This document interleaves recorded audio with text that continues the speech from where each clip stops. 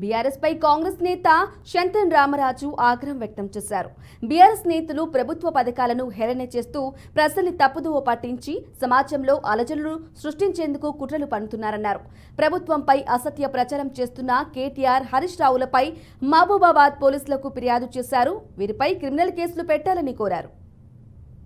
ఇలా కాంగ్రెస్ పథకం వచ్చి అన్ని సంక్షేమ పథకాలు కూడా ప్రజలకు చేరువగా తీసుకొచ్చేసి వాళ్ళ అభివృద్ధిలో భాగస్వామై వాళ్ళ భవిష్యత్తు బంగారు పాట వేస్తున్నట్టు ఈ తరుణం లోపల 10 ఏళ్ళు నిరంకుశత్వంగా అవినీతిగా పరిపాలించినటువంటి బీఆర్ఎస్ నాయకులు, బీఆర్ఎస్ శ్రేణులు పదవి పోయింది, పార్టీ ఓడిపోయింది, మేము అధికారం లేవనేట్టు ఒకే ఒక్క అక్కస్తో కడుపు మంటతో ఇవాళ ఈ రాష్ట్రం లోపల ఉన్నటువంటి ఈ యొక్క ప్రభుత్వాన్ని పడగొట్టడానికి, ఈ రాష్ట్రంలో ప్రభుత్వాన్ని బదనాం చేయడానికి, ఈ సంక్షేమ పథకాలను అవహేళన చేస్తూ అపహాస్యం చేస్తూ ప్రజల మధ్య చిచ్చుపెట్టే కార్యక్రమం మొదలుపెట్టింది.